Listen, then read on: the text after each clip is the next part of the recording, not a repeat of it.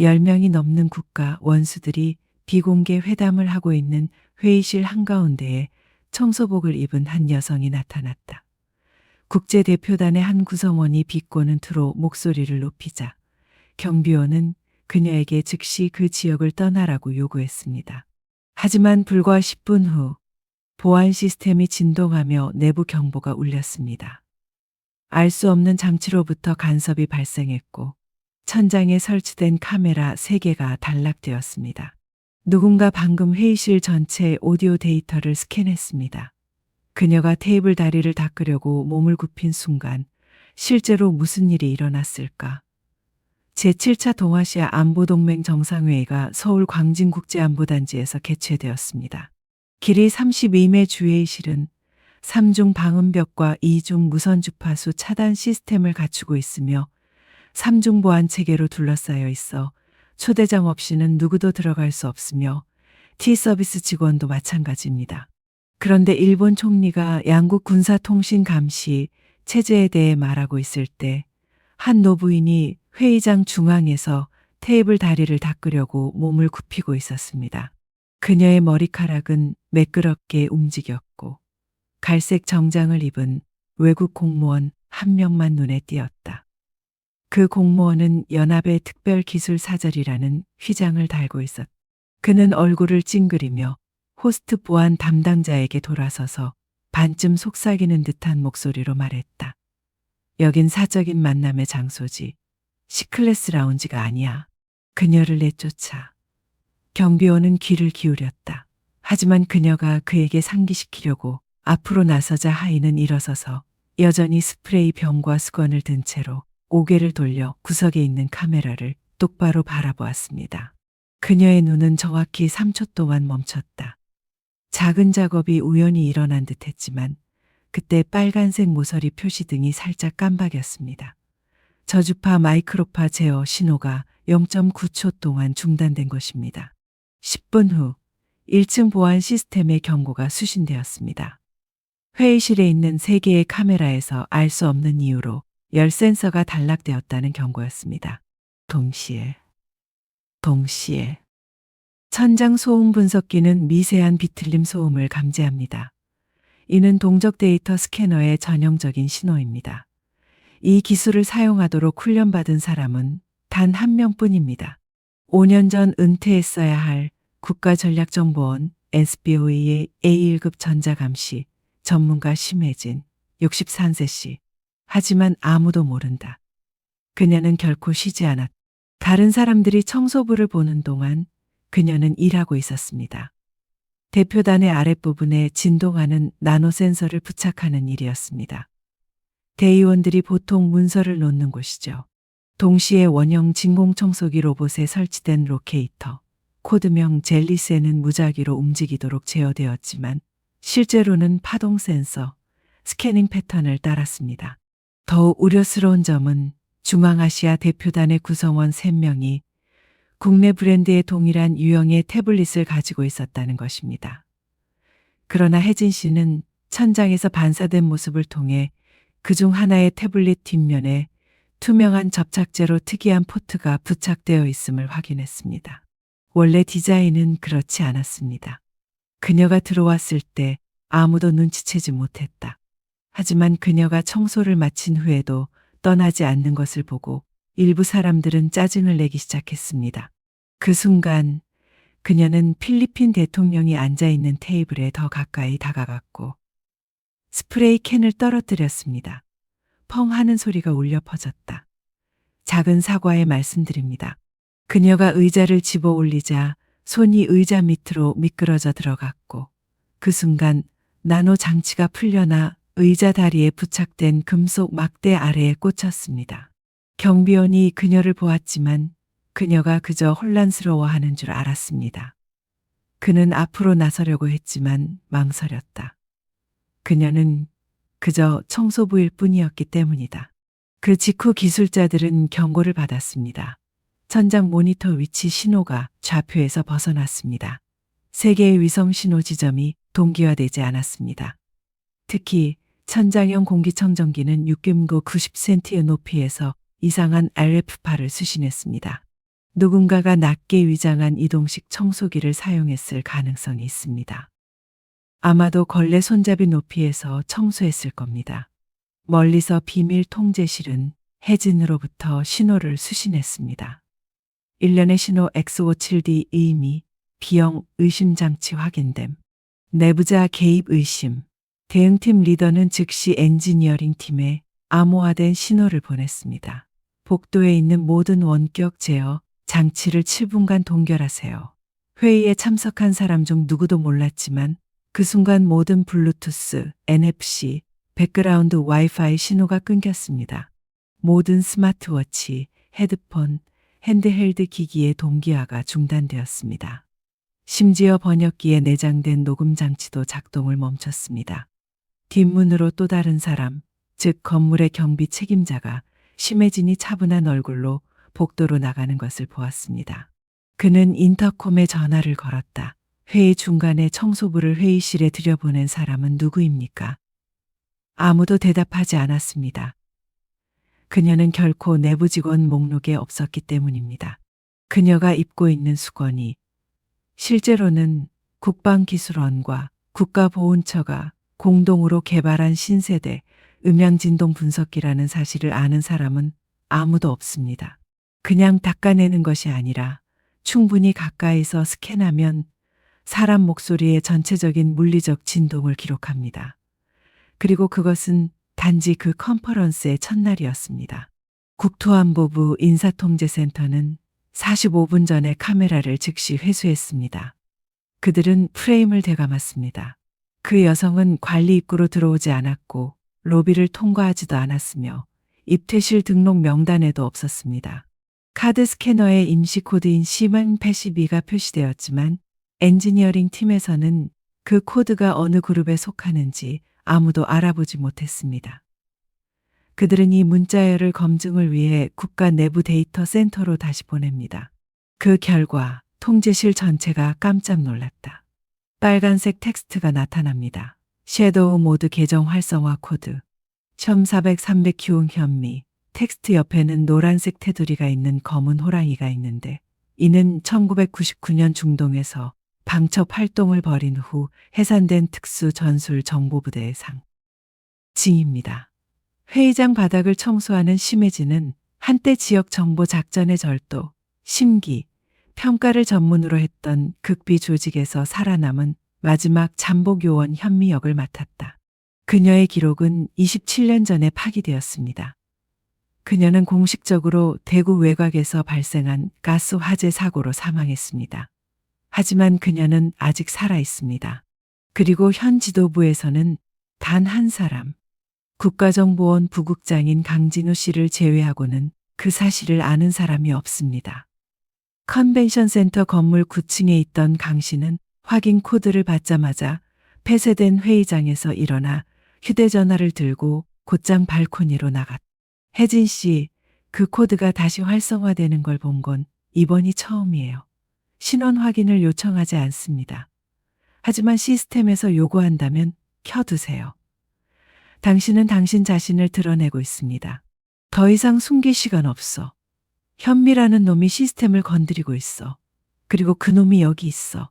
그 사이 건물 뒤쪽 사무실에서는 흰 셔츠를 입은 남자가 음향 엔지니어링실로 들어왔습니다.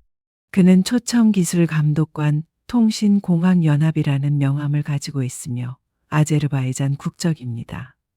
그는 담당 직원들에게 살짝 미소를 지은 뒤 회의 중에 발생하는 소리의 공명을 처리하는데 사용되는 겉보기에 무해한 장치인 소음 필터를 빌려달라고 요청했습니다. 아무도 예상하지 못했습니다. 상업용 위성을 통해 데이터를 전송하던 사람이 그 사람이었기 때문입니다. 그리고 그는 누가 회의를 청소하고 있는지 알고 있었습니다.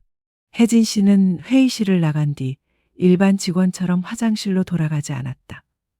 그녀는 보조 창고로 곧장 가서 통풍구 안쪽에 있는 작은 캐비닛을 열었습니다. 그녀는 거기서 겉옷을 벗고 벽에서 90년대 스타일의 모바일 페이저를 꺼냈습니다. 암호화된 음성 코드로만 작동할 수 있는 종류였습니다. 바스라에서 열린 문이 이제 서울에서 다시 열리고 있습니다. 검은색 화면에 다음 텍스트가 나타납니다. 이중 스파이 활동이 다시 확인되었습니다.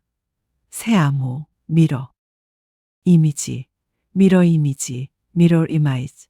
느너직에서 제거된 후 역할을 바꾸어 다른 세력에서 일하는 스파이를 가리키는 내부 코드명이다. 정보기관 역사상 미러 이미지가 발각된 사례는 단 2건뿐이며 두 사건 모두 국가 차원의 정보전으로 이어졌습니다. 이것이 사실이라면 새로운 사이버 전쟁과 방첩 전쟁이 평화회담 중간에 조용히 시작될 수도 있습니다. 동시에 흰 셔츠를 입은 남자가 건물 뒷마당으로 나가 휴대전화를 열고 화상 통화를 했습니다. 화면에 또 다른 사람이 나타났습니다. 목소리가 왜곡되어서 명확하게만 들렸습니다. 그녀가 냄새로 알아냈어. 맞아요. 레벨 D가 잠금 해제되기 전에 끝내야겠어요. 현미를 다시 돌아오게 하지 마. 이번엔 진짜 죽어야 해. NSBO 전술 신호 분석 센터에서 저수준 잡음 신호 처리 시스템은 비정상적인 현상을 감지했습니다. 음파 패킷이 위상이 바뀌어 나선형 패턴으로 전송되었는데 이는 수동 RF 피드백 역전송 기술에 해당합니다. 이것은 냉전 시대에 사용되었던 전송 방식이며 디지털 시대에는 거의 사라졌습니다. 해당 데이터 세그먼트의 길이는 단 3.6초입니다. 하지만 블랙크로우 정보 프로젝트의 오래된 알고리즘을 사용하여 암호를 해독해보니 익숙한 문자열이 나왔습니다. 코드 X1127. 백색 반사 전자보안 전문가들은 즉시 영구적으로 숨겨진 파일로 분류되었던 문서의 일부를 다시 열어야 했습니다. 그 파일은 바로 미러라이트 작전입니다. 2008년 후반에 양측 국경의 전체 통신 시스템을 교란시킨 반역 스파이를 추적하기 위한 캠페인이었습니다. 미러맨이라는 이름은 한때 정보부 내부의 강박관념을 상징하는 이름이었다. 오프라인 통제 시스템 운영팀에 속해 있던 한 남자가 수천 건의 문서를 훔치고 USK 연합 통신망을 파괴한 뒤 갑자기 사라졌기 때문이다. 그는 사망이 확인된 적이 없지만 대중 앞에 존재하는 것도 허용되지 않았습니다. 방금 서울에 나타난 심볼은 미러맨의 웨이브 프린트와 100% 일치합니다. 비밀 통신센터.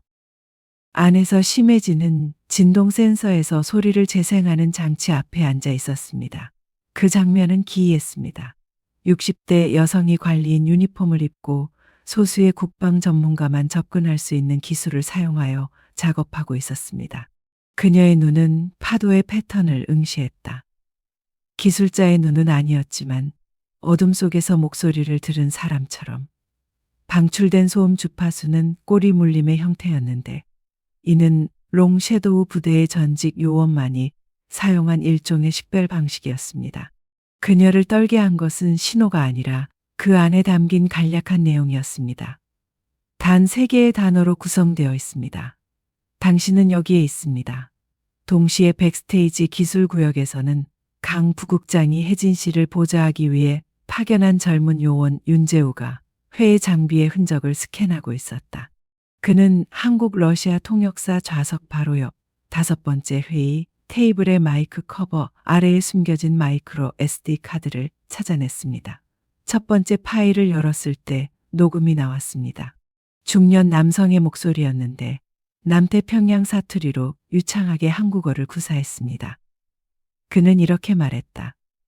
들어가는 순간 모든 게 다시 시작돼. 너만 살아남았다고 생각하지 마. 윤 씨는 곧바로 심 씨에게 녹음 파일을 보냈다. 그녀는 즉시 대답하지 않았다. 그녀는 마치 20년 이상 쌓인 먼지 속에 숨겨진 옛 추억을 찾는 듯 눈을 감고 가만히 서 있었습니다. 그 목소리는 1996년 부산에서 방천망을 구축했던 전 동료이자 2008년 다크케이브 작전, 당시 아무 말 없이 사라진 서경일의 목소리였다. 틀릴 리가 없죠. CSO는 반사경입니다. 그는 왜 다시 나타났을까? 그는 그녀가 올 거라는 걸 어떻게 알았을까? 그는 왜 그녀만이 읽을 수 있는 파형을 사용했을까? 혜진 부인은 분명히 알고 있었다. 그가 신호를 보낸 것은 도발이었다. 마치 전쟁 중에 늙은 스파이들이 서로 도전하는 방식처럼 일종의 그림자 속의 부름이었다. 백색 반사라는 단어의 진정한 의미를 아는 사람은 두 사람뿐이었다. 그녀처럼 한때 이상을 반영했던 자, 한때 어둠 속에서 살았던 자, 한때 국가를 파괴함으로써 국가를 보호하고자 했던 자. 물류 창고에서 해지는 셔츠 뒤에 부착된 고전적인 암호화 장치에 대고 속삭였다. 네가 정말 서라면 이번에는 용서하지 않을 거야. 심해지는 소리 제어 구역 뒤의 기술복도로 조용히 들어갔다. 그곳에는 여전히 물류 직원들이 분주히 오가고 있었고 청소복을 입은 중년 여성의 존재를 아무도 알아차리지 못했다. 3층에서 카메라가 폭발한 사건 이후 보안 시스템이 강화되었지만 걸레를 들고 오래된 물통을 끌고 있는 사람을 의심하는 사람은 아무도 없었습니다. 아무도 걸레 손잡이에 방향성 안테나가 있어서 50մ 이내의 모든 비정상적인 전자기 신호를 수신한다는 사실을 몰랐습니다. 그녀는 표시가 없는 금속 문 앞에 멈춰섰다. 흐릿한 기억으로 보아 이곳은 국제전략통신부서의 위성신호 저장실이었던 것 같다. 모든 릴레이 신호는 처리 및 재인코딩을 위해 이곳을 거쳐야 했다. 오늘날 그 기능은 바뀌었을지 몰라도 납으로 된 벽은 그대로 남아있다. 여전히 스파이 위성으로 스캔되지 않고도 구식 도청 시스템을 숨길 수 있는 완벽한 장소이기 때문이다. 그녀가 전자 잠금 장치를 만지자 오류음이 났다. 하지만 그녀는 걱정하지 않았습니다. 그녀는 물탱크 아래에서 흐릿한 검은 호랑이가 그려진 카드를 꺼냈다. 이 카드는 한때 특수전술 방첩부대의 소유였던 표시였다. 문은 즉시 열렸지만 소리는 나지 않았고 확인 코드도 묻지 않았습니다. 방 안은 어두웠고 화면에 희미한 빛만이 방을 비추고 있었습니다. 그녀는 디지털 신호판에 연결된 아날로그 장치들로 이루어진 줄에 더 가까이 다가갔습니다. 차가운 푸른빛 아래에서 그녀는 섬뜩할 정도로 익숙한 것을 알아보았다. F-27 암호화 기계였다. 이 도구는 전자파를 통해 악성 코드를 전송하는데 악용될 위험이 있어 약 15년 사용이 중단된 상태였다. 그녀가 키보드에 손을 올려놓자 장치에서 건조한 삐소리가 나타났습니다. 여기까지 왔다면 내 말이 맞았어. 아직 한 발 앞서 있잖아. 그녀는 입술을 깨물었다. 멍한 목소리는 서경일의 목소리였다. 정확히 칭찬이라기보다는 도전하라는 권유에 가깝습니다. 키보드 아래에는 작은 녹음 장치가 작동 중이었고 시간이 24시간 12분으로 표시되어 있었습니다. 즉 누군가가 이 방에서 거의 하루 동안 모든 오디오 신호를 녹음했다는 뜻입니다. 이상한 점은 이 장치가 컨퍼런스의 공식 방송에 가짜 데이터를 겹쳐서 넣었다는 것입니다. 갑자기 방구석에 있는 작은 스피커에서 오래된 음악이 울려 퍼졌습니다. 1997년 겨울 부산 지하 벙커에서 방첩 작전을 수행하던 중 서와 함께 들었던 오래된 한국 전통 노래였습니다. 그 노래는 틀릴 리가 없어요. 그녀는 눈을 감았다. 그리고 문이 열리자 스피커에서 목소리가 나왔습니다. 만약 당신이 이 노래를 기억한다면 미리 사과드립니다. 돌이킬 수 없는 일을 하려고 하는 것일 수도 있으니까요. 서 씨의 목소리는 여전히 똑같았다. 깊고 차분하고 의미가 가득했다. 하지만 적대감은 없습니다. 후회라는 게 있죠. 마치 전투에 나가기 전 작별 인사를 하는 군인처럼 그는 자신이 살아남을 수 없다는 것을 알고 있습니다. 그녀는 주위를 둘러보았습니다. 카메라도 없고 마이크도 없었습니다. 하지만 테이블 위에는 작은 은색 상자가 있었고 그 위에는 거울자라는 한자가 세 글자 새겨져 있었습니다. 반사경. 그녀는 서가 그녀를 위해 이것을 남겼다는 것을 알고 있었다. 입학 허가서로서 아니면 가이드. 그녀가 상자를 열었을 때 안에는 산성 보안층으로 봉인된 검은색 메모리 카드 외에는 아무것도 없었습니다. 잘못 꺼내면 모든 데이터가 파괴됩니다. 하지만 그 옆에는 손으로 쓴 메모가 있었습니다. 한쪽에서만 보면 이해가 안 될 거야. 네가 오늘 문에서 총 맞지 않고 들어올 수 있도록 내가 몇 가지 조치를 취했어. 바로 그때 건물에서 경보 종이 울렸습니다. 그 소리는 모든 주파수를 넘나들었습니다. 보안팀에서 내부 메시지를 보냈습니다. 지층에서 신원을 알 수 없는 폭발 장치가 감지되었습니다. 심해진. 은 곧바로 메모리 카드를 꺼내 허리띠 뒤 비밀 공간에 넣은 뒤도 돌아보지 않고 방 밖으로 나갔다. 하지만 이번에는 그녀는 더 이상 청소부가 아니었습니다. 그녀의 눈이 날카로워졌다. 그녀의 발걸음은 더 이상 가볍지 않고 목적의식을 가진 발걸음으로 바뀌었습니다. 서신은 한 가지 사실을 증명했습니다. 그는 떠나지 않을 것입니다. 그는 두 사람이 서로를 완전히 신뢰했을 때 만들어 놓은 미로 속으로 그녀를 더욱 깊이 끌어들이고 있었습니다. 그리고 그녀는 계속하면 뒤돌아갈 두 번째 기회는 없을 거라는 걸 깨달았습니다.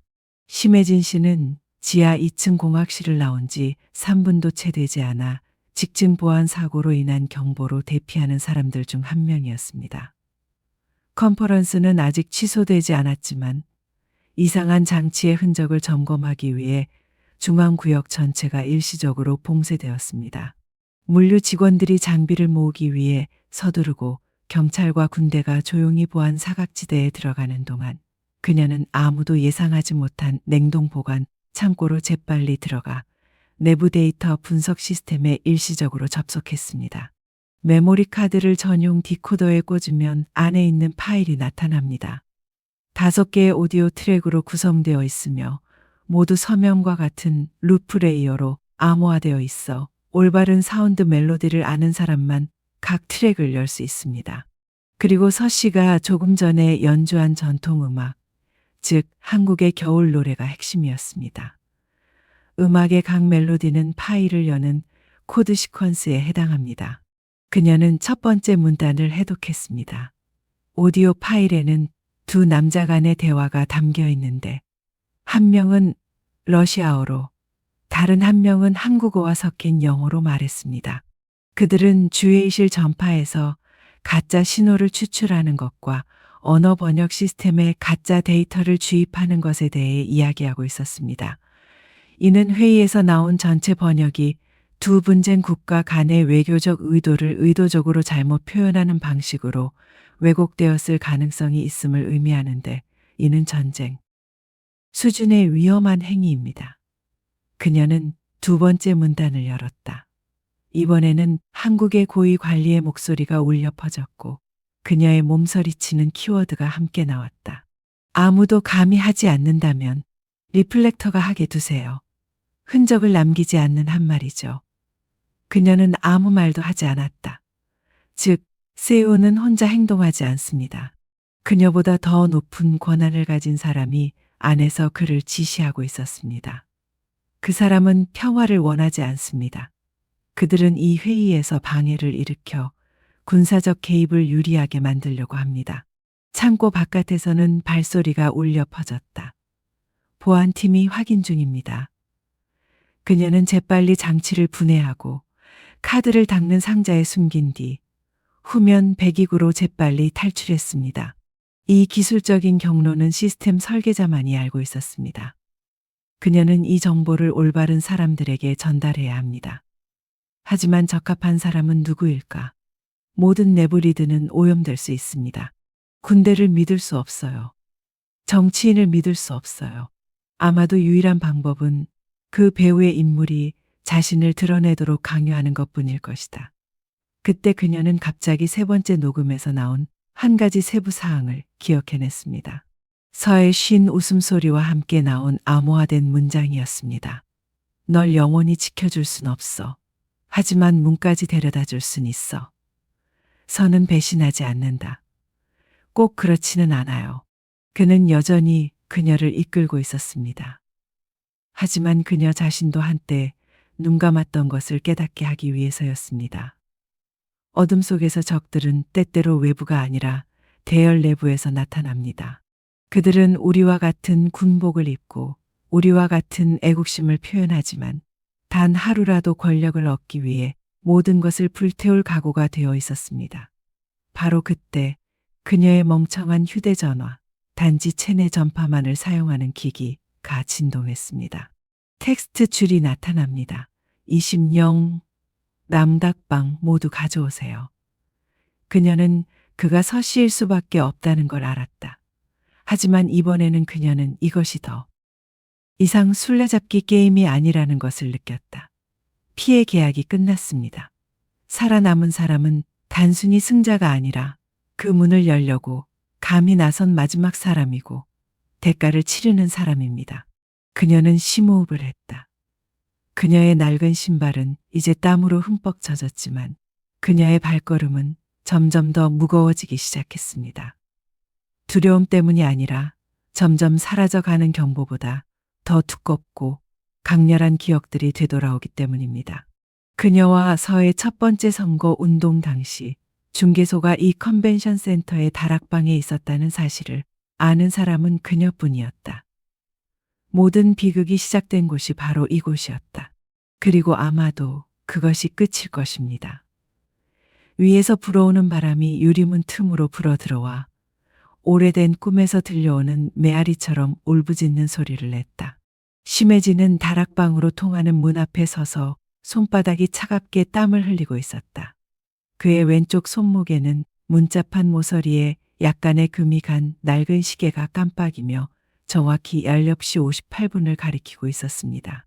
2분만 더. 그녀는 분명히 알고 있었다.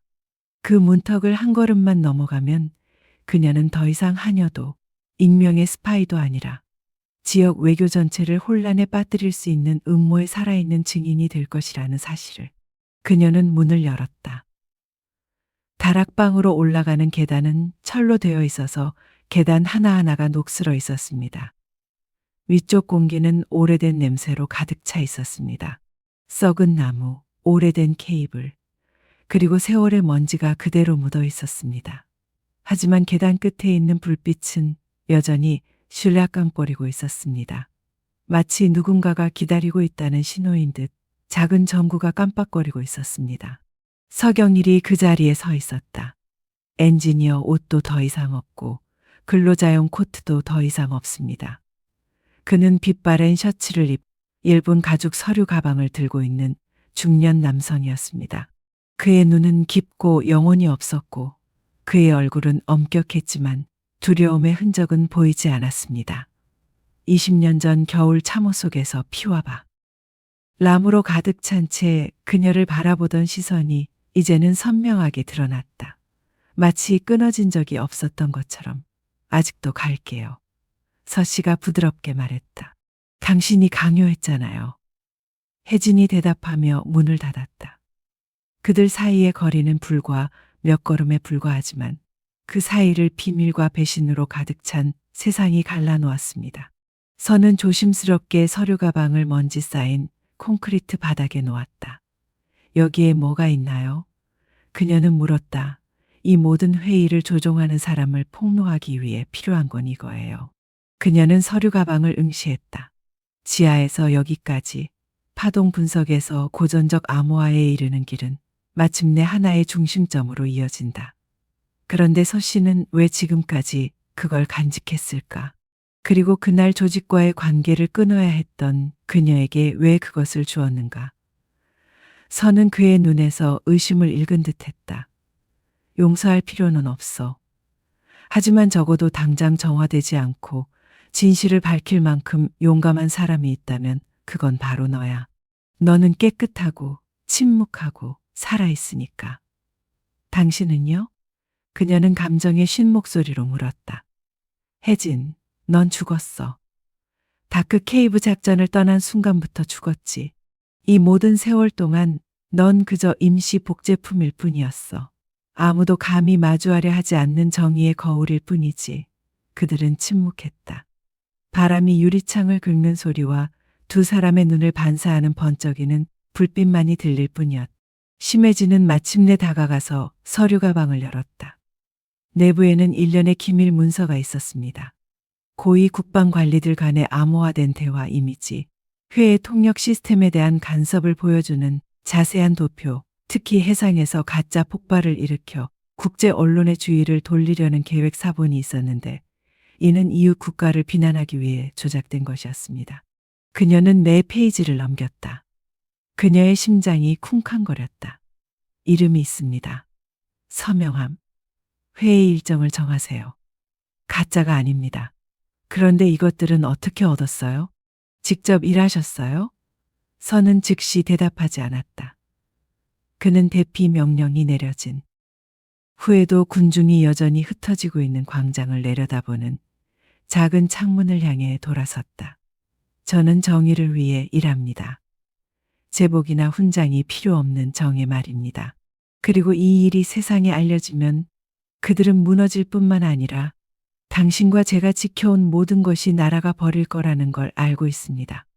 그래서 당신이 그것을 지키면 그들이 당신을 살려둘 수 없는 겁니다. 혜진은 즉시 이해했다.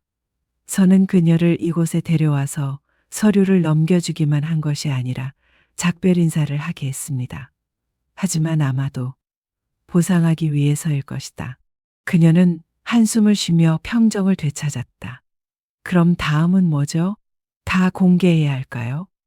아니면 누군가에게 줘야 할까요? 서씨는 돌아서서 그녀의 어깨를 잡았다. 말하지 마. 선택해. 진실이 희망을 파괴하는 무기가 되지 않게 해.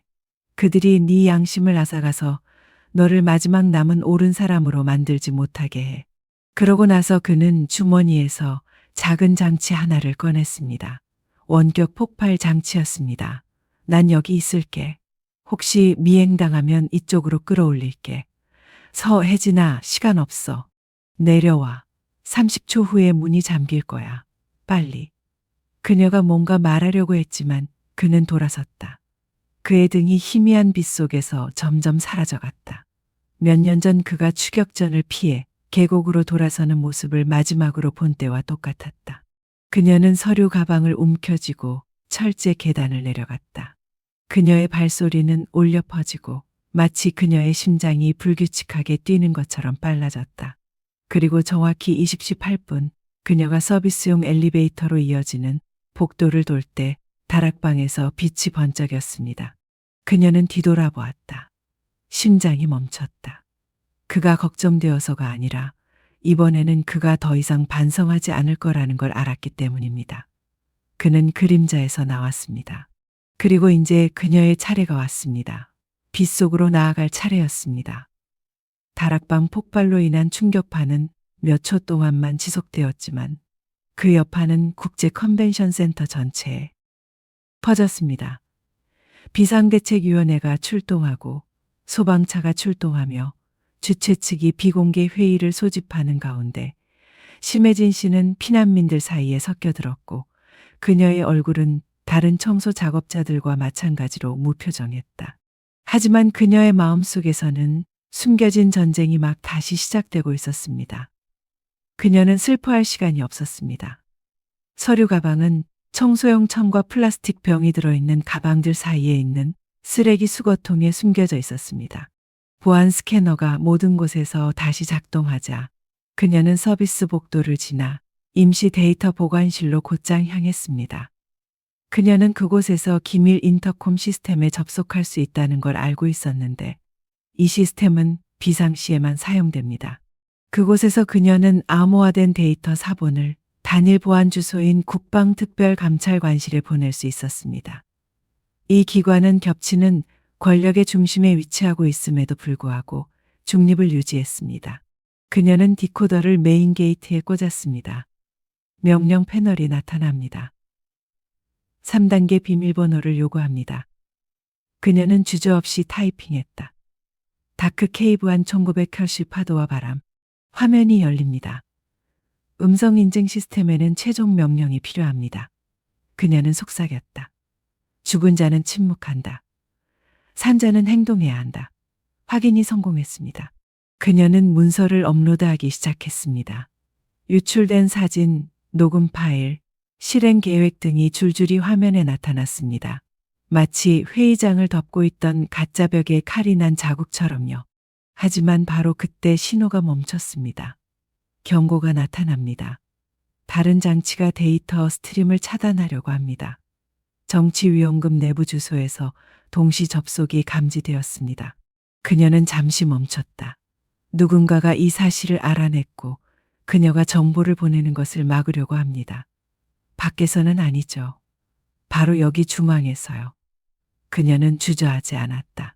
그녀는 장치의 플러그를 뽑고 오프라인 전용 플래시 드라이브로 교체한 뒤 연결된 장치가 있는 엔지니어링 사다리를 향해 달려갔다. 바로 그녀가 숨을 수 없는 곳이라고 생각할 만한 곳이었다. 하지만 그녀는 스파이가 몰래 들어올 리가 없다고 생각하는 장소에 숨어 있었습니다. 그것이 그녀의 장점이죠. 그녀는 전선과 환기 파이프가 미로처럼 얽혀 있는 좁은 복도를 달리면서 상황이 변하고 있다는 것을 느끼기 시작했습니다. 공기가 탁했던 건 폭발로 인한 연기 때문이 아니라 다른 종류의 침묵, 즉 통제력을 잃은 침묵 때문이었다. 그녀 뒤에서 부츠가 바닥에 부딪히는 소리가 들렸는데 서두르는 소리는 아니었지만 무겁고 안정적이었다. 그녀는 그 소리를 알고 있었다. 시간을 들여 공격하는 남자들의 발소리였다. 표적이 숨을 곳이 없다는 것을 알고 있었기 때문이다. 3초 후 복도 끝에서 남자의 목소리가 울려 퍼졌습니다. 심씨, 더 이상 도망칠 필요는 없습니다. 우리는 단지 당신 손에 넘어가서는 안 될 것을 되찾고 싶을 뿐입니다. 그녀는 대답하지 않았다. 뒤돌아보지 마세요. 몸을 굽혀 주머니에서 시뮬레이션된 방열 장치를 꺼내세요. 동전 크기의 작은 열감지 거울인데 그걸 뒤로 던지세요. 그것은 강한 열 신호를 방출했고 추적자가 쏜 총 3발이 방아쇠를 당겨 벽으로 발사되었습니다. 그 순간 그녀는 환기구로 이어지는 옆문을 활짝 열고 안으로 들어간 뒤 뚜껑을 뒤로 당겼다. 그녀는 강철벽에 등을 기대고 숨을 크게 쉬었다. 통풍구는 너무 좁아서 기어서 통과하는 게 거의 불가능했지만 검문소를 통과하지 않고도 탈출할 수 있는 유일한 장소는 중앙 주방으로 이어졌다. 그곳에서는 웨이터들이 취소된 파티를 여전히 미친 듯이 청소하고 있었다. 5분 후 그녀는 디지털 쓰레기 트럭에 앉아 있었습니다. 옷은 더러웠지만 눈은 빛나고 있었습니다. 그녀는 탈출했다. 하지만 일시적일 뿐이죠. 죽은 자는 죽었다. 아직 배신자가 누구인지 밝혀지지 않았습니다. 그리고 이 모든 것의 배후에 있는 자는 아마도 국제회의의 위원장 자리에 앉아 있을 것입니다. 그의 얼굴은 권위로 가득 차 있고 그의 입은 끊임없이 평화, 안보, 신뢰에 대해 말하고 있을 것입니다. 심해지는 신발 밑창에 숨겨 진 하드 드라이브를 다시 바라보며 앞으로 나아갈 한 걸음이 단순한 반격의 한 걸음이 아니라 진실과 죽음 사이의 줄타기임을 직감했다. 그리고 그녀는 뒤돌아갈 수 없다는 것을 알고 있었습니다. 서울의 하늘은 어두웠고 구름은 마치 모든 것을 숨막힐 듯 답답하게 만들려는 듯 낮게 깔려 있었습니다. 그 번화한 도시 중심부, 현대적인 유리와 강철 건물들 사이에서 피곤한 얼굴과 차분한 발걸음의 한 여성이 오래된 군 도서관의 지하실로 조용히 들어가고 있었습니다. 심해지는 먼지 낀 잿빛 긴 코트와 낡은 운동화를 신고 있었는데 관리인 같지도 않았고 잠복수사 요원 같지도 않았다. 그녀는 국민적 기억의 일부이지만 동시에 시스템이 잊고 싶어하는 인물이기도 합니다. 그녀의 손에는 최근 회의 중에 있었던 가짜 외교 신호 간섭의 증거가 담긴 데이터 드라이브와 이름이 밝혀지지 않은 타깃에 빠진 전 팀원 서경일의 모호한 죽음에 대한 정보가 들어 있습니다. 그리고 지금 혜진은 동맹을 찾는 것이 아니라 침묵을 지키는 법을 알면서도 진실의 언어를 이해하는 사람을 찾고 있습니다. 도서관 지하실은 비어 있습니다. 그녀가 올바른 3자리 숫자를 입력하자 기계식 문이 딸깍 소리를 냈다. 그 숫자는 고위 장교들만 기억하는 숫자였다. 전자적으로 독립적이고 해킹이 불가능하며 기억과 손으로 열 수 있는 숫자였다. 그녀는 문을 밀고 들어갔다.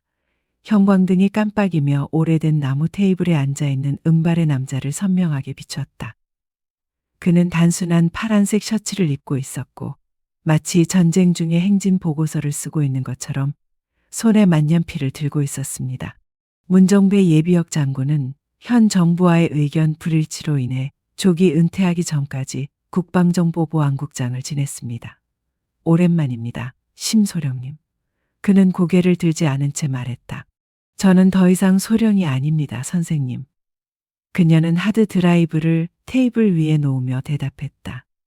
문 씨는 안경을 밀어 올리고 주먹만 한 크기의 기기를 바라보더니 눈을 살짝 가늘게 뜨더니 고개를 끄덕였다. 그는 그녀가 그것을 어디서 얻었는지 묻지 않고 단지 이 사실을 아는 사람이 몇 명이나 되죠? 라고 물었습니다. 5명도 안 돼요. 그중 3명은 죽었어요. 문은 잠시 생각하더니 그 장치를 노트북에 꽂았다. 노트북은 자체 운영 체제가 탑재된 내부 기기로 인터넷 연결도 없고 웹캠도 없고 블루투스도 없다. 그는 파일을 열고 눈으로 텍스트와 오디오를 재빨리 훑어보았다.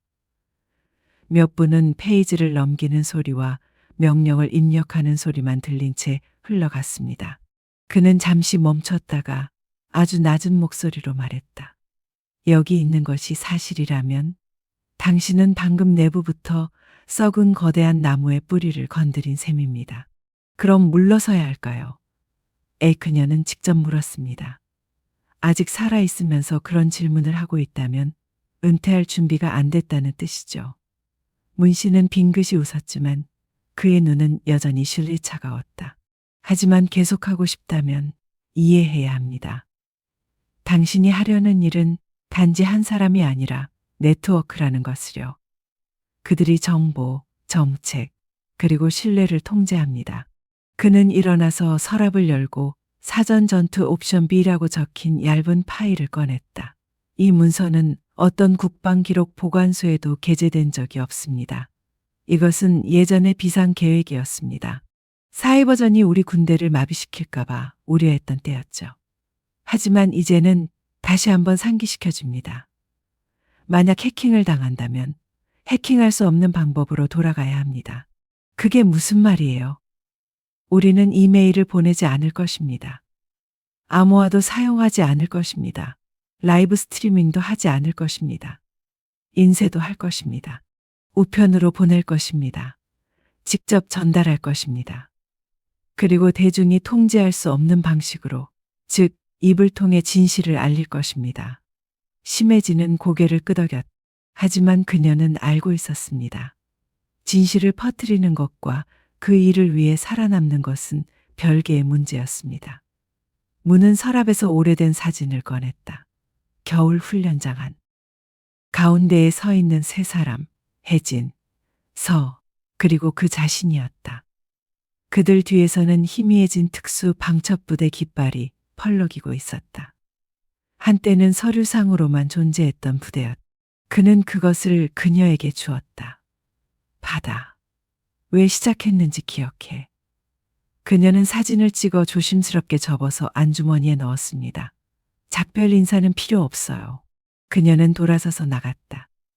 문이 닫히자 도서관 안의 희미한 불빛이 갑자기 다시 한번 깜빡였다. 마치 묻히지 않았던 과거를 한숨 쉬는 듯했다. 밖에서는 비가 내리기 시작했습니다. 하지만 심해진에게 비는 더 이상 슬픔의 표시가 아니다. 이것이 행동하라는 신호입니다. 그리고 이 비는 헛되지 않을 것이다. 심해진이 한강변에 있는 작은 카페에 들어갔을 때 비는 그쳤다. 이곳은 전역한 요원들의 비공식적인 연락 허브 역할을 했던 곳이다. 표지판도 없고 명판도 없고 딱딱거리는 스피커에서 오래된 재즈 음악만 울려 퍼질 뿐입니다. 부드러운 노란빛과 진한 볶은 커피 냄새 속에서 그녀는 구석에 있는 테이블에 조용히 앉았습니다. 그곳에는 중년 남자가 기다리고 있었습니다. 군 내부의 비리와 관련된 내부 조사를 면밀히 취재하던 베테랑 기자 강진우가 그 주인공이다. 그는 너무 사실적으로 기사를 썼다는 이유로 이후 요행란으로 전직했다. 그는 그녀를 보자마자 가볍게 고개를 끄덕인 다음 아메리카노 한 잔을 내밀었다. 마침내 목숨을 걸 만한 것을 발견한 것 같군. 그녀는 주머니에서 데이터 드라이브를 꺼내 테이블 위에 올려놓았습니다. 말하지 마세요. 두서없이 말하지 마세요. 진우는 그것을 자신의 노트북에 꽂고 파일을 열었다. 그는 녹취록, 가짜 전략 지도, 가짜 신호라고 표시된 오디오 녹음을 읽으면서 매 순간 눈빛이 바뀌었습니다. 테이프가 끝나자 그는 카메라를 접고 커피 한 모금을 마시고 한숨을 내쉬었다. 이건 단순한 외교적 사기가 아닙니다. 거짓된 전쟁 준비입니다. 심해지는 고개를 끄덕였다. 이 소식이 잘못 전해지면 지역 전체가 갈등으로 폭발할 수 있습니다. 다른 어떤 도국도 감히 하지 못할 일을 당신이 해줬으면 합니다. 진우는 오랫동안 그녀를 바라보았다. 공공해. 아니요. 아직은요. 일단은 조심스럽게 유출시키세요. 질문을 던지고 소동을 일으키세요. 사람들이 질문하기 시작하면 나머지는 다 밝혀낼 겁니다. 그는 가볍게 미소를 지으며 문서에 손을 얹었다. 당신은 변하지 않았어요. 당신은 항상 사람들에게 직접 진실을 밝히는 대신 그들의 얼굴을 때리는 쪽을 택했죠. 혜진은 어깨를 으쓱했다. 때로는 진실이 얼굴에 직접 드러나면 사람들이 반사적으로 피하거나 공격하게 됩니다. 그녀가 가게를 나설 때 길 건너편에는 전기 오토바이가 기다리고 있었습니다. 그녀는 헬멧을 쓰고 엔진을 시동한 뒤 늦은 저녁 교통 속으로 들어갔다. 이제 모든 움직임은 계산된 것입니다. 그녀는 더 이상 3일 전의 심해진이 아니다. 이제 그녀는 서가 쓰러지면서 남긴 마지막 불꽃과 문장군이 그의 오랜 기억으로 채운 글꿀꽃 지키는 자입니다. 돌아오는 길에 그녀의 심플이 휴대전화가 켜졌습니다. 발신자 이름이 없는 메시지가 나타났습니다. 경고, 포획 계획이 발동 중입니다. 대상 회색새는 긴급 폐기 대상입니다. 그녀는 운전대를 꽉 잡았다. 그레이 버드 정보부에서 그녀의 옛 별명, 즉 그들은 공식적으로 그녀를 위협적인 존재로 간주했습니다. 바로 그때 검은색 SUV 차량이 골목에서 달려나와 그녀를 바짝 쫓아왔다. 사이렌도 없고 불빛도 없지만 그런 종류의 조용한 미행은 국내 보안군의 특징입니다. 체포영장이 필요 없는 특수 집단으로 그저 엉망진창을 수습하기만 하면 됩니다. 그녀는 막 사람이 없어지기 시작한 야시장으로 방향을 틀어 좁은 골목길을 질주했고 뒤따라오던 차는 감히 그녀를 따라오지 못했다. 그녀는 물고기가 줄지어 있는 곳을 지나 자전거에서 내려 골목으로 조깅을 했습니다.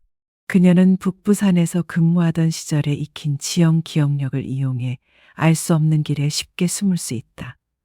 지붕 위로 올라가서 물 파이프를 따라가고 세탁소, 뒤에 있는 쓰레기 투입구를 따라 내려가세요. 그녀는 오래된 아파트 단지 내 이름 없는 아파트에서 전기 캐비닛에서 비상용 가방을 꺼냈습니다. 가짜 여권, 현금, 수동신호 안내서, 그리고 백업 중개소 애경기 엔드마크 29라는 이름이 인쇄된 종이 한 장이었습니다. 그녀가 추적당하지 않고 국경 밖으로 모든 데이터를 빼내고 싶다면 랜드마크 29에 도달해야 했습니다. 랜드마크 29는 전쟁 중에 사용되었던 오래된 군사 중개소로 작동하지 않지만 문 장군과 같은 사람들의 손에 아직 살아 있습니다. 심해진은 문을 잠그고 심호흡을 했다. 한밤중에 서울의 분위기는 이상하리만치 조용했습니다. 마치 위대한 진실이 밝혀지기를 기다리며 숨을 참고 있는 듯 했습니다. 그리고 이번에는 더 이상 생사의 문제가 아니었습니다. 이는 누가 기억될 것인가, 그리고 누가 마치 존재하지 않았던 것처럼 역사에서 잊혀질 것인가에 대한 이야기입니다. 이른 아침 안개가 경기도 북부의 언덕을 커튼처럼 덮어서 지하 세계의 모든 움직임을 가린다. 추위가 코트를 스며드는 가운데 심해지는 비포장도로를 따라 빠른 걸음으로 걸어 백업중개소 29번 마커로 향했다. 이곳은 냉전 시절 극비 군사통신 신호중개소였지만 이미 오래전에 비활성화되어 행정지도에서 지워진 상태였다. 하지만 문 장군이 준 최고 기밀 파일에는 그 위치가 여전히 붉은 잉크로 살아있음이라고 표시되어 있었습니다. 그녀는 녹슨 철조망 울타리를 넘어갔고 그녀의 신발은 붉은 흙으로 뒤덮여 있었습니다. 앞에는 버려진 순찰대 사무소처럼 보이는 황폐한 집이 있었는데 나무 문은 흔들리고 골판지 지붕에는 구멍이 숭숭 뚫려 있었다. 사람 하나도 보이지 않습니다. 하지만 그녀는 경험을 통해 알았다. 전쟁 계획에 이곳이 존재했더라도 생각만큼 간단하지 않다는 것을. 그녀는 3번 두드리고 잠시 멈췄다가 2번 두드리고 잠시 멈췄다가 다시 1번 두드렸습니다. 이전 비밀번호. 한 늙은 군인이 문을 살짝 열었다. 노인의 눈은 흐릿했지만 혜진이 셔츠에서 꺼낸 오래된 금속 배지를 보자 금세 날카로워졌다. 방첩부대 나이트 섀도우 7의 상징이었다. 당신은 7년 늦었어요. 라고 그는 말했다. 그리고 역사를 바로잡을 시간은 아직 남아 있습니다. 그녀가 대답했다. 그 노인은 물러섰다. 내부에는 중개소가 여전히 기본적인 방식으로 기능하고 있다. 오래된 아날로그 장비, 지향성 안테나 송신기, 90년대 초반의 디코더, 그리고 레드 노 백업이라는 스탬프가 찍힌 문서로 가득 찬 서류, 캐비닛이 있을 뿐이다. 그녀는 가방을 열어 데이터 드라이브를 꺼냈다. 추적할 수 없는 채널을 통해 이 정보를 공개해야 합니다. 노병은 고개를 끄덕이고 손을 뻗어 송신기를 조정했습니다. 3분 안에 국경을 넘을 수 있어요. 하지만 기회는 한 번뿐이에요. 방송되면 바로 어디 있는지 알게 될 테니까요. 그녀는 3분이면 충분해요라고 말했다. 신호는 인코딩, 변조된 후 비주기적 주파수 호핑 시스템을 사용하여 전송됩니다. 이 기술은 이전의 전쟁 중에 UN 레이더를 피하기 위해 사용되었던 기술입니다. 이 메시지는 백서 코드로 전송됩니다. 즉, 원래 키보유자 외에는 아무도 내용을 즉시 이해할 수 없습니다. 시계바늘이 2시 59분을 가리키면 디스플레이의 신호가 성공적으로 전송되었습니다라는 메시지가 표시됩니다. 하지만 4번째 분은 없습니다. 밖에서는 총소리가 울려 퍼졌다. 작은 폭발이 일어났습니다. 아마도 경고 지뢰가 작동한 것 같습니다. 늙은 군인이 고개를 돌렸다. 그들이 오고 있어요. 그녀는 보조 데이터 드라이브를 움켜쥐고 옛 사진을 움켜쥐었다. 다시 한번 그녀, 그리고 문 장군이 참호 속에 있는 사진이었다. 그리고 그녀는 뒷문으로 달려갔다. 뒤쪽 출구는 계곡으로 이어진다. 하지만 한 사람에게만 충분한 시간이었습니다. 그 늙은 군인은 그녀가 말할 때까지 기다리지 않았다. 그는 여분의 연료 파이프를 부러뜨려 전기 장비 전체에 연료를 쏟았습니다. 나는 악이 승리하는 것을 볼 만큼 오래 살았다. 적어도 선한 자에게 기회를 주기 위해서라도 나는 그들을 막아낼 것이다. 심해지는 작별 인사를 할 겨를도 없이 그저 고개만 숙였다. 그녀는 문 밖으로 달려나갔고 그녀 뒤에서 터지는 폭발음이 땅을 뒤흔들고 불길이 치솟아 언덕을 붉게 태워버렸다. 그녀를 추적하던 자들은 그 데이터를 보지도 못했고 실패 사실을 보고할 때까지 살아남지도 못했습니다. 3시간 후 시골의 오래된 여관에서 심해지는 거울 앞에 앉아 따뜻한 수건으로 얼굴을 닦고 있었습니다. 그녀의 얼굴은 변함없었습니다. 두려움도 분노도 없었습니다. 그저 자신이 방금 잃어버린 것이 무엇인지, 그리고 앞으로 마주하게 될 것이 무엇인지 아는 사람의 침묵뿐이었습니다. 밖에서는 확성기에서 속보가 방송되기 시작했습니다. 국방부문 내부 자료 일부가 유출되어 전 세계적으로 의혹이 증폭되고 있습니다. 정부는 이를 부인했지만 독립조사 기관들은 초기에 그 진위 여부를 확인했습니다. 그녀는 웃지 않았다. 하지만 눈에는 결의가 담겨 있습니다. 전쟁은 아직 끝나지 않았습니다. 하지만 이제 그녀는 어둠 속에서 불을 꺼냈고 그 불은 권력의 휘장으로는 끌 수 없었습니다. 방위 시스템의 데이터 유출 소식은 모든 미디어 플랫폼에 전자폭풍처럼 폭발적으로 퍼졌습니다. 정부가 여전히 신호 출처를 부인하고 추적하기 위해 애쓰고 있는 동안 데이터 사본이 대기어가리안, 디한키오레, 다한키오레, 국제판 등 유명 국제신문에 암호화된 반지함에 나타났습니다. 그 자료의 출처는 아무도 모르지만 그 안에 부인할 수 없는 증거가 담겨 있다는 것만은 압니다. 가짜 전투지도, 정치적으로 오도된 지시, 방위 회사로부터 뇌물을 받은 공무원 목록 등이 모두 시간, 장소, 그리고 이전에 가짜라고 일축했던 증인들의 증언과 일치했습니다. 인천 외곽의 임대방에서 심해지는 작은 노트북을 통해 모든 것을 조용히 지켜보고 있다. 그녀의 얼굴에는 아무런 감정도 드러나지 않았지만 뜨거운 찻잔을 움켜쥐고 있는 손은 그녀 안에서 흘러가는 압류를 보여주었다. 그녀는 영웅이 되고 싶어 하는 사람이 아니다. 그녀는 양심을 지닌 마지막 청소부 중 한 명일 뿐입니다. 갑자기 일회용 전화기에서 간단한 벨소리가 울렸습니다. 모든 통신이 암호화된 앱을 통해 이루어지던 시대에는 매우 이상한 소리였습니다. 전화선 반대편에서는 늙었지만 꾸준한 여성의 목소리가 들렸습니다. 해냈구나. 섀도우 유닛에 따라. 혜진은 아무 말도 하지 않았다. 그 목소리는 최미란이었다. 그는 종합전략센터에서 정보 분석을 담당하던 인물로 10년 전 퇴직 후 내부 조사 후 흔적도 없이 사라졌던 인물이다. 모두 그녀가 죽었다고 생각하거나 영원히 숨어버렸다고 생각했습니다. 우리는 아직 살아있어요. 그녀의 목소리가 이어졌다. 하지만 진실은 드러나지 않습니다. 그들은 정치권과 언론을 모두 장악하고 있으니까요. 하지만 당신 덕분에 진실은 스스로 걸을 기회를 얻었습니다. 하지만 그 이후에는 어떻게 되나요? 혜진이 물었다. 진실이 다시 덮이면 누가 두 번째로 일어설 것인가? 짧은 침묵. 그러자 최 여사의 목소리가 낮아졌다. 등잔에 불이 켜지면 그것을 든 사람은 영원히 그것을 간직할 필요가 없습니다. 빛을 보는 자들은 계속 빛을 발할 수 있습니다. 그것이 오늘 우리가 바친 것입니다. 통화가 종료되었습니다. 혜진은 전화를 내려놓고 오랫동안 가만히 앉아 있었다. 그녀 안에 모든 것이 무너져 내리는 것 같았지만 동시에 더 큰 무언가, 즉 어떤 이유로 합쳐지는 것 같았습니다. 그날 저녁 텔레비전 방송국은 특별 영상을 공개했습니다. 익명의 전직 장군의 연설 영상인데 얼굴은 가려져 있지만 목소리는 또렷했습니다. 사람들이 전쟁을 지지하도록 속는 것은 단순한 반역이 아니라 범죄입니다. 그리고 그런 게임을 만드는 자들은 국가의 수장이 될 자격이 없습니다. 이 소식으로 일련의 시민조사가 촉발되었습니다. 수십 명의 공무원이 직무정지 처분을 받았습니다.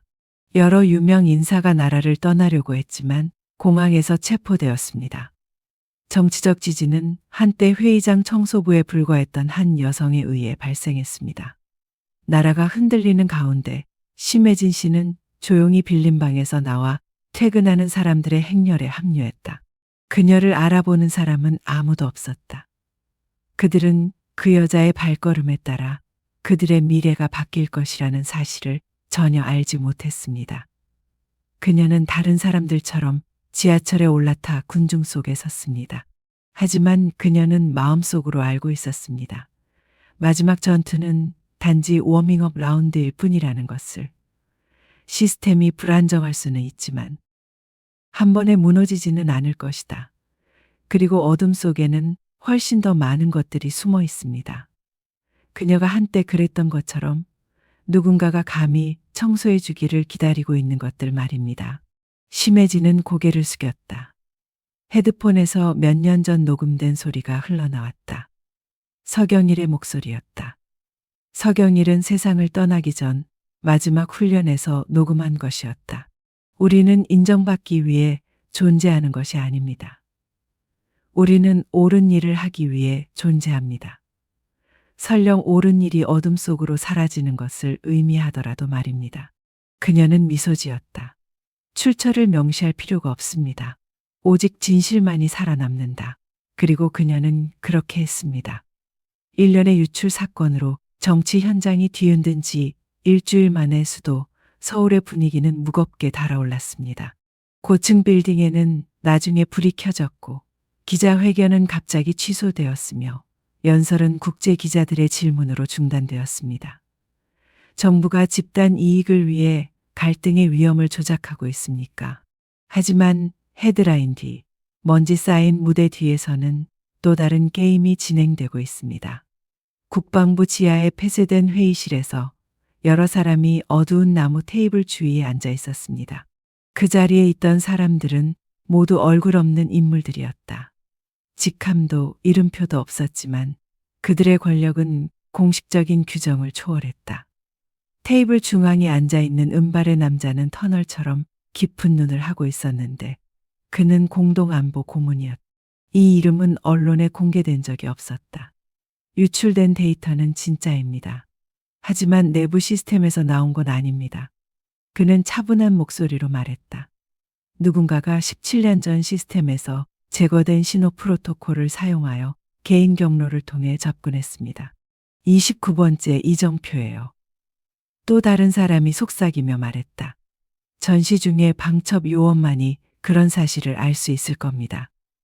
방 안은 조용했다. 공중에 떠오른 이름은 심혜진이었다. 온 체계가 조용히 해고되었다고 생각했던 그 여자는 다른 알려지지 않은 사람들처럼 사라졌습니다. 하지만 이제 결코 패배를 인정하지 않는 자들의 모임에 그녀의 이름이 나타났다. 그리고 그것이 그들을 두렵게 합니다. 우리는 그녀를 단번에 처리해야 합니다. 방 구석에서 누군가의 목소리가 들려왔다. 그녀가 하는 일 때문만은 아닙니다. 그녀가 자율적 방첩 모델을 부활시키고 있기 때문입니다. 우리가 20년 동안 없애려고 노력해온 모델이죠. 그러나 그 고문은 고개를 저었다. 아니, 지금 공격하면 상징이 될 거야. 대중이 의심하지 않을 만큼 사라지게 내버려 두는 거야. 흔적을 불태워 없애.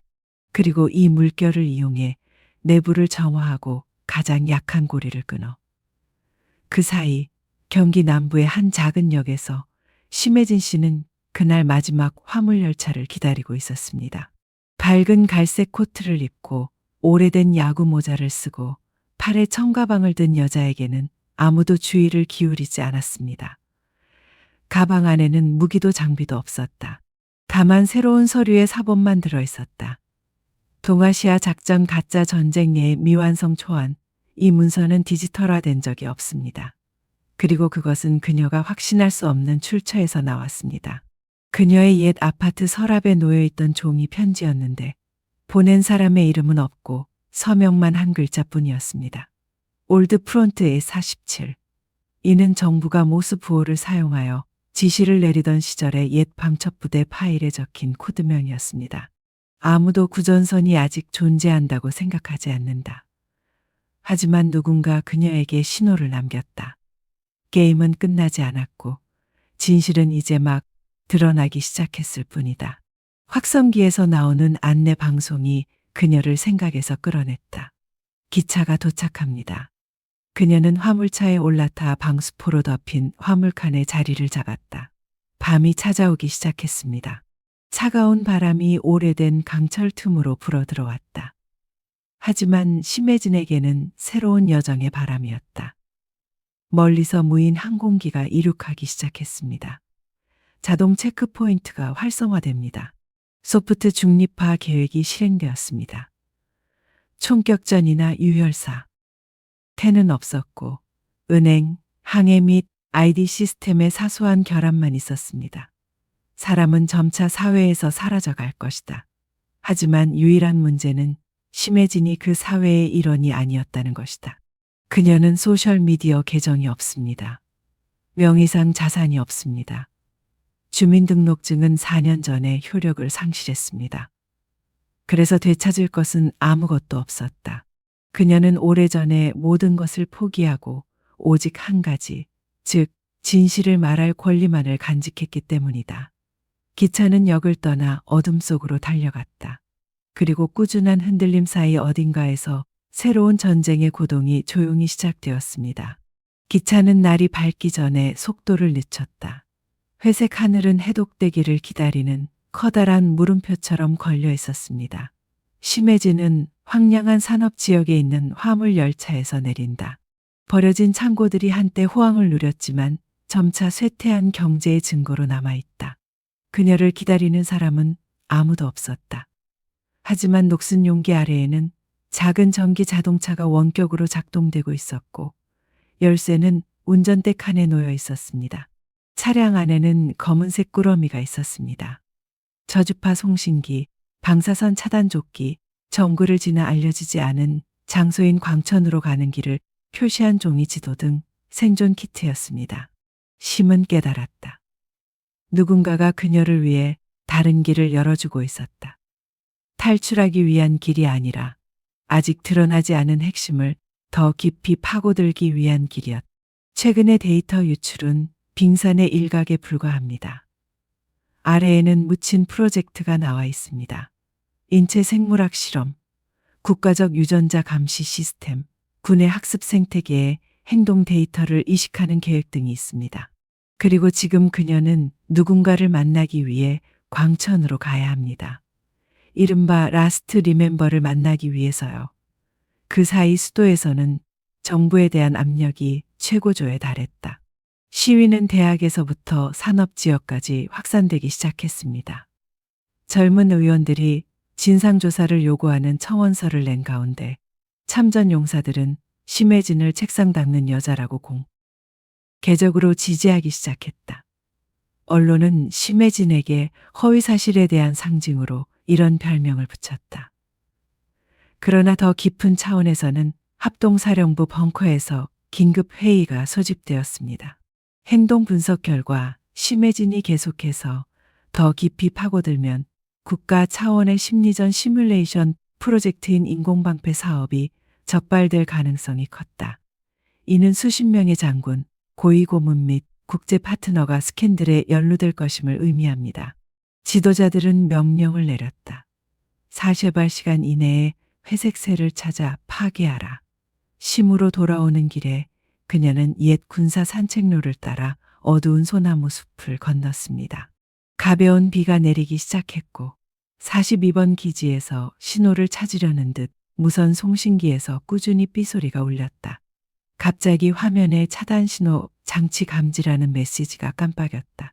그녀는 주저하지 않고 배터리를 제거하고 기계를 부수고 덤불 속으로 뛰어들었습니다. 멀리서 엔진 소리가 굉음을 냈다. 일반적인 자동차가 아닙니다. 특수 추적에 사용되는 경장갑 차량입니다. 그들은 그녀를 추적했다. 이제 더 이상 우회할 필요가 없습니다. 오직 대면에서만. 한 손은 서류 파일을 움켜쥐고 다른 한 손은 생존용 칼을 움켜쥐고 심씨는 나무에 기대섰다. 그녀의 마음은 떨리지 않았다. 걱정하지 마세요. 그녀는 한 가지 사실을 깨달았습니다. 만약 그녀가 잡히게 된다면 할 수 있는 일은 그녀의 손에 있는 살아있는 기억을 파괴하는 것뿐이라는 사실이었습니다. 권력 체제가 수십 년 동안 돈을 들여 묻어버린 기억들. 바람이 세게 불고 있습니다. 그녀는 몸을 기울여 가까운 나무에 서류 가방을 던졌습니다. 모든 눈과 모든 총이 한 사람을 찾고 있습니다. 하지만 그들은 보존해야 할 것이 그 사람이 아니라 그 사람이 사라질 수 있는 능력에 있다는 것을 예상하지 못했습니다. 그날 밤 습격대가 빈손으로 돌아왔습니다. 숲속의 발전기가 타버렸습니다.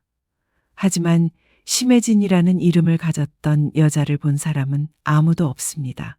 그 순간부터 그녀는 더 이상 개인이 아니었습니다. 그녀는 하나의 아이디어가 되었습니다. 아이콘.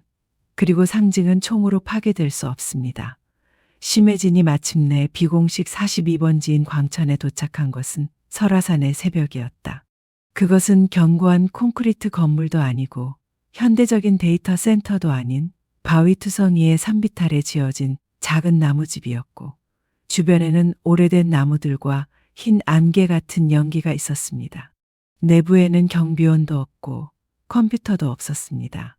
은빛 머리카락을 한 노인 한 명이 숯불 난로 위에서 차를 끓이고 있었습니다. 그는 뒤돌아보지 않고 마치 그녀를 처음부터 보고 있었던 것처럼 말하며 정확히 시간에 맞춰 왔군요. 라고 말했다. 당신은? 애진이 물었어요. 나는 한때 마지막 메모라고 불렸던 자다. 모든 디지털 데이터는 지울 수 있지만 내 기억은 지울 수 없다. 나는 시스템이 기계에 감히 맡기지 못하는 것을 숨기기 위해 선택한 장소다. 혜진은 자리에 앉아 남은 파일들을 천천히 테이블 위에 올려놓았다. 이거 가져왔어요. 하지만 이제 중요한 건지 잘 모르겠어요. 그 노인은 빙긋이 웃었다. 그들에게는 상관없는 일이죠. 하지만 진실을 아직 알지 못하는 사람들에게는 중요한 문제입니다. 당신은 당신의 몫을 다했습니다. 제 몫은 이야기를 하는 것입니다. 마지막으로 한 번 더요. 그는 작은 서랍을 열고 손으로 쓴 지도, 밝은 갈색 잉크로 쓴 메모, 팔매미 필름 릴이 들어있는 오래된 금속 상자를 꺼냈습니다. 이 문서는 원본이며 군대가 민간 기업과 협력하여 지역사회, 군대, 심지어 의회의 행동을 조작하기 위해 저주파 심리 조작 프로그램을 개발한 인공 방패 작전에 대한 것입니다. 모든 내용이 공개되면 시스템이 붕괴되는 건가요? 혜진이 물었어요. 노인은 고개를 끄덕였다. 그리고 내전이 일어날 가능성이 큽니다. 하지만 미리 알리지 않으면 시스템은 재생될 거고 당신도 알잖아요. 그녀는 아무 말도 하지 않았다. 이제 문제는 해야 하느냐 하지 말아야 하느냐가 아니라 어둠 속에 빛이 비친 뒤 치러야 할 대가를 누가 책임질 것인가입니다. 마침내 노인은 이렇게 말했습니다. 공개하지 않을 거예요. 뿌릴 거예요. 조금씩 흡수하고 분석하고 행동할 수 있는 사람들에게 뿌릴 거예요. 폭발이 아니라 소리 없는 전염병이 될 거예요. 혜진은 고개를 끄덕였다. 이것이 진실이 초기의 반발에 삼켜지지 않고 지속될 수 있는 유일한 방법입니다. 그녀는 역에서 하루를 보내며 노인의 기억을 필사하고 통제된 방식으로 문서를 디지털화하고 전 세계의 독립기관, 수사기자, 학자, 인권활동가에 단편적인 정보를 보냈습니다. 한 사람이 전체를 다 가진 것은 아니지만 각자는 퍼즐의 한 조각을 가지고 있다. 그 조각들이 서로 만났을 때 진실이 조각조각 맞춰질 수 있을 만큼 말이다. 그녀가 다음날 오후 떠날 때 노인은 단 한 문장만 말했다. 때로는 마지막 청소부는 청소를 하기 위한 것이 아니라 보존할 가치가 있는 것을 보존하기 위한 것입니다. 수도로 돌아온 심혜진은 숨지 않았다. 그녀는 평범한 사람처럼 거리를 걸어갔다. 하지만 지금은 모든 사람의 눈이 그녀를 다르게 바라보았습니다. 그들이 그녀가 누구인지 알았기 때문이 아니라 그녀의 눈에서 그들이 말하지 않은 것들의 그림자를 보았기 때문입니다. 그러다 종로의 작은 서점에 들어서자 그녀는 자립출판물 코너에 새로 나온 얇은 책 한 권을 보았다. 회의 아래 테이블 청소부의 회고록이었다. 저자 미상. 출판사가 없습니다. 하지만 이 책의 서문은 위대한 작가의 글에 나와 있습니다. 권력이 물러나고 진실이 드러날 때 남는 것은 바로 이것이다. 징징거림도 영광도 없다. 그저 얼룩을 닦아내고 빛이 탁자 위에 비출 수 있도록 하는 것뿐이다. 혜진이 앞으로 나서서 사본을 한 권 가져갔다. 늙은 사서의 눈에는 그도 그 책을 읽었다는 것을 그녀는 알았습니다. 그리고 이해하세요. 그날에는 체포자가 없었습니다. 아직 아무런 발표가 없습니다. 하지만 땅속 깊은 곳에서 파도가 퍼져나가기 시작했습니다. 느리고 꾸준하며 멈출 수 없었습니다. 외모 때문에 과소평가받는 사람을 본 적이 있나요? 국가의 운명의 일부를 묵묵히 짊어지고 있는 사람 앞에 앉아본 적이 있나요? 진실은 항상 밝혀지지는 않습니다. 때로는 청소복, 오래된 슬리퍼 또는 조심스러운 청소손을 통해 방으로 들어오기도 합니다. 누군가가 조용하고 움직이지 않는 것을 본다면 성급하게 판단하지 마세요. 어쩌면 그들은 단순한 하인이 아니라 다른 누구도 감히 지키지 못하는 것을 지키는 수호자일지도 모른다. 진실은 묻혀 있어도 언제나 빛을 찾아온다고 믿는다면 이 이야기를 공유해 주세요. 계속해서 빛을 밝히는 사람이 되세요. 배지는 필요 없습니다. 그냥 용기만 있으면 돼요.